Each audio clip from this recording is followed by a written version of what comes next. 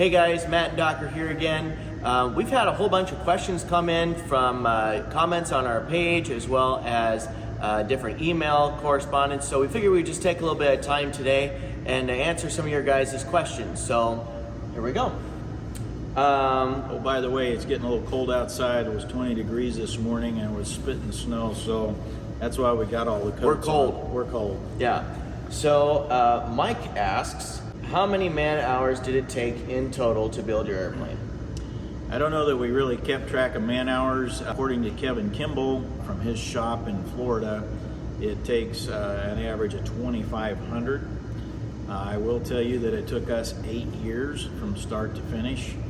We finished up in 2016, and so we started about 2008. So that gives you an idea of how long we worked on it, but it's a lot of work at night and on weekends. Yep. Where did we get our engine? Where did we get our engine? Well, the engine is a Vendenev M14P engine. It came from Russia.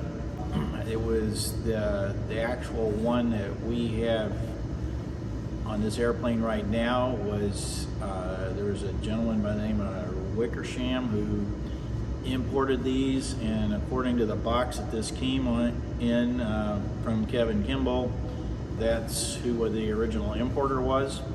That's where we got this engine. We started out with a stock engine and flew the airplane for about 40 hours. And we just got our 40-hour flight time off so that we could go cross country, and started having some engine problems. Basically, when you take off, you get up a couple hundred feet and start running rough. And we went through the engine, we checked the wiring, we checked the magnetos, we checked everything that we could think of. We checked spark plugs. We changed spark plugs 10,000 gazillion times. We tried Russian plugs, we tried champion plugs, we tried every kind of plug. We thought that was what the main problem was. Then it came down to, okay, if the spark's working, it's got to be a fuel or a carburation issue. So we were trying to get ready to go to the 2016 Oshkosh show, and in desperation, we had a couple other engines, so we pulled the carburetor. We were going to pull the carburetor off one of those engines and replace, because we thought maybe it was a carburetor issue. And in so doing, you have to take the induction tubes off the blower housing that goes to the actual cylinders. And when we did that, we noticed that there was some material in the actual induction tubes, and on careful or more careful inspection, it looked like it was cosmoline. Indeed it was desiccated cosmoline. JP4 jet fuel dissolves it and cleans it out, and we could have gone through and done that on all the induction tubes, but my thinking was that, well, if it's in the induction tubes, it's in probably other parts of the engine, and therefore I don't want to get an oil galley plugged up, lose a bearing, and then lose an engine, and then have to put the airplane in a cornfield. So that is a long story, but that's our story on the engine. We did pull the engine off the airplane. We talked to Barrett's down in Oklahoma, and they took the engine apart, went through it, cleaned it up, put it back together. In that process, somebody else had asked if we'd hopped up the engine, and the answer is yes. The engine originally, when it comes from the factory, is 360 horsepower. This dyno tested out about 430 after they sent it back to us with high compression pistons and rings. And basically we kept the carburation the same. Ignition system was changed to the Cervasi racing wires. I recently found out that they're somewhat of a high resistance system, and it's hard on the coils. One of the weak links in this engine is the coil system, and so I think we're going to go back to the old low resistance wires, and we've ordered some of those. So in the future there might be some videos of us changing out the electrical wiring system on the airplane. We did, prior to pumping, quote unquote, pumping the engine up, we were burning about a quart of oil an hour, and with the better pistons and rings in it, we fly them practically all day and then put a quart in. So from that standpoint, it did tighten up the system as far as oil burn is concerned. So another question, I can go ahead and answer this one. There's another question that asks, what make and model of prop do we have, and is it constant speed or fixed? And so we actually use an MT propeller on Paradox. It's a 3-bladed constant speed prop, and it is pretty long. I think it's what, 42-inch blade?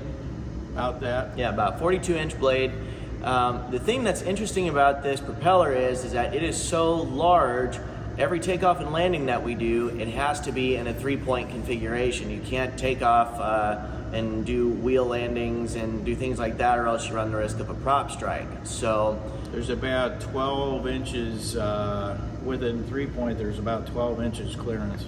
Yeah, so it's definitely to the pilot's advantage to avoid wheel landings in this airplane.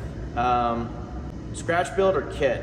This was actually a kit built airplane from Kimball Enterprises, but as I understand it now, he's not. 92 West is selling the kits out of Arkansas. Yeah, 92 West out of Arkansas is now selling the kits.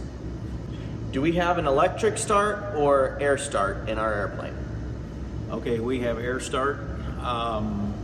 Some of these engines do have electrical starters on them.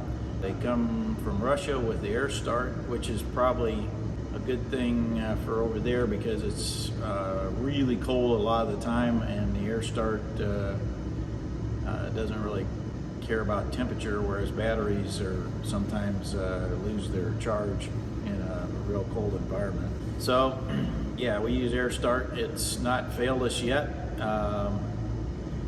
We run 750 to 800 PSI in a scuba tank that has a valve on it that we can close off between trips.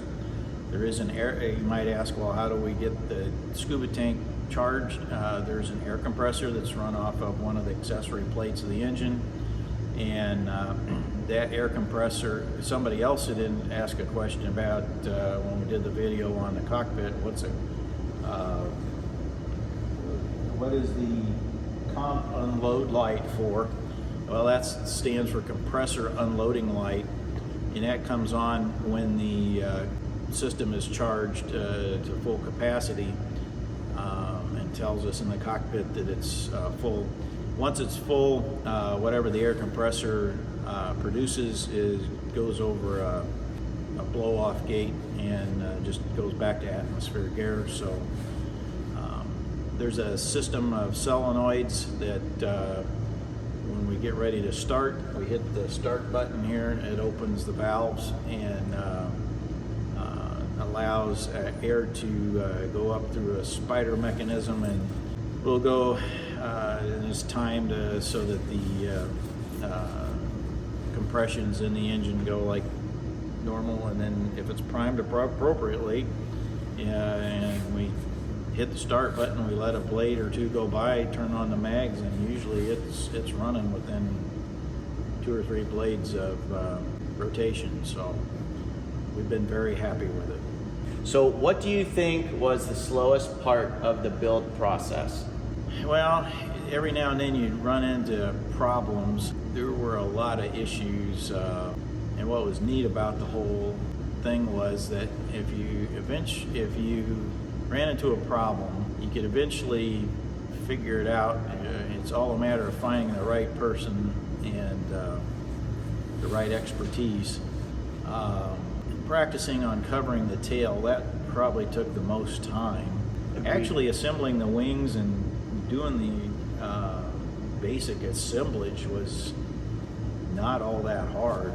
We did have some wiring help from Stein Air, Minnesota. We did have some help with this cool paint job that people talk about.